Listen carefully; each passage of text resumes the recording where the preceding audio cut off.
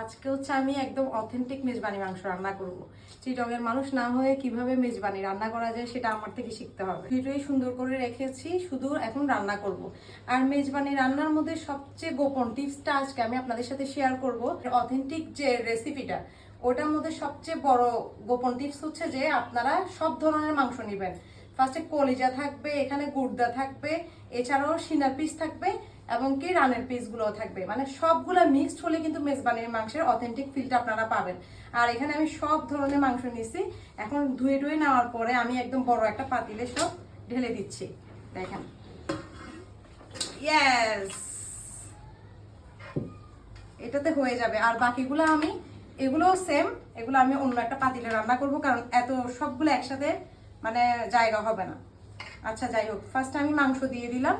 আর এখানে এবার এক এক করে কি কি দিচ্ছি সবকিছুই আপনাদেরকে আমি শেয়ার করব, আপনারা দেখেন। ফার্স্ট আমি পেঁয়াজ কুচিগুলো দিয়ে দিচ্ছি। পেঁয়াজ কুচি দেওয়ার পর এখানে হচ্ছে আদা রসুন বাটা দিব। আমি আগের থেকে আদা রসুনগুলো বেটে রেখেছি। এই যে রসুন দিচ্ছি, রসুন অল্প দিব, আদা বেশি দিব।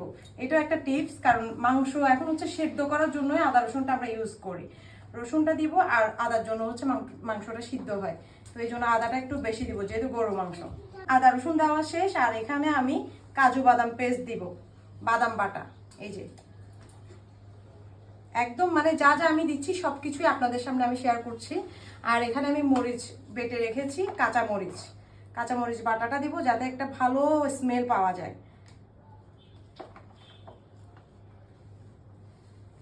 তারপর এখানে আমি আর একটু দিলাম শাহি জিরা, এই যে দেখেন বাটাটা। তারপর আসেন এবার আমি কি দিব আমি দেখাই, এগুলো একটু সরাই রাখি। আমরা মূলত সবকিছুতেই তো হলুদ মরিচ ইউজ করি। এখানে আমি ফার্স্টে হলুদ দিব। এভাবে দিলে আসলে দেরি হয়ে যাচ্ছে, আমি হাতটা ইউজ করলাম, ঠিক আছে। পরিমাণ মতো হলুদ দিব। আর এখানে আমি জিরা ধনিয়ার গুঁড়া দিব।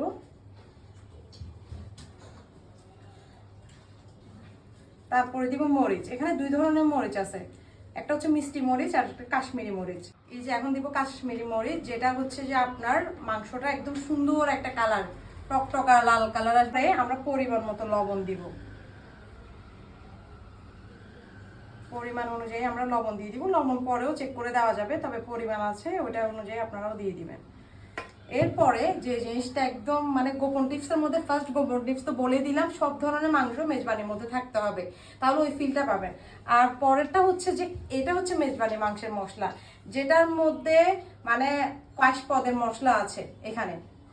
এটা আমি নিজেই তৈরি করেছি, 22টা পদ দিয়ে এই মশলাটা তৈরি করা হয়। এটা হচ্ছে মেজবানি মাংসের মশলা, এটা আমি দিয়ে দিব। এটা হচ্ছে গোপন টিপস। আর এই মশলা যদি আপনাদের লাগে তাহলে আমার সাথে যোগাযোগ করবেন। আপনাদেরকে এই পর্যন্ত আমি কয়টা গোপন টিপস বলেছি বলেন? দুইটা বলা শেষ। একটা হচ্ছে আমার মেজবানি মাংসের মশলা, যেখানে 22টারও বেশি পদ দিয়ে আমি এই মশলাটা তৈরি করেছি। এছাড়া পুরা গরুর মধ্যে মানে সিনার মাংস, তারপরে হচ্ছে যে রানের মাংস, কলিজা, গুর্দা সবকিছুই দিয়ে মেজবানি মাংসটা তৈরি করা হয়, ঠিক আছে। আরেকটা টিপস বলে দিই, আমি কিন্তু এই মাংসটা পুরাই সরিষার তেলের উপর রান্না করব। এখানে কোনো ধরনের কোনো সয়াবিন আমি ইউজ করব না। এই যে একদম খাঁটি সরিষার তেল, যেটা ঘানি ভাঙা, এটাই আমি এখন মাংসে দিয়ে দিব।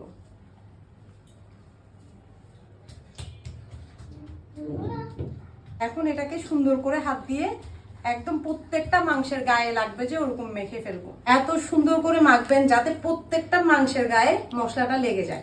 এই যে আমি আপনাদেরকে দেখাই, দেখেন, একদম কাছে নিয়ে আসো। এই যে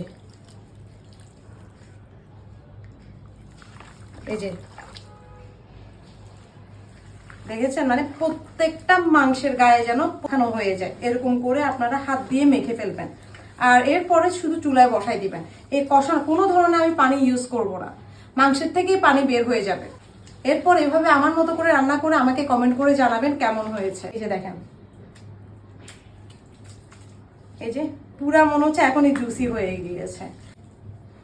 এরপরে শুকনো উপকরণগুলো আছে, জিরা, ধনিয়া, তেজপাতা, লং, এলাচ সবই আমি গোলমরিচ এখানে দিয়ে দিলাম, ঠিক আছে। এরপর রান্নার পরে আমি কালারটা দেখাবো কেমন হয়েছে। চুলায় বসাই দিব, দেন আপনাদেরকে আমি রান্নার পরে দেখাবো। এরপর আমার আরো মাংস রয়ে গিয়েছে, সেম স্টাইলে আমি এগুলা কষা চুলায় বসিয়ে দিয়েছি, আগুনও জ্বালিয়ে দিয়েছি। এখন মাংসটা সুন্দর করে মানে ভিতরে ভিতরে সিদ্ধ হতে থাকবে, কষানোর উপর কোনো ধরনের পানি ইউজ করিনি। ঠিক আছে, ঢেকে দিলাম। ওকে, চলো।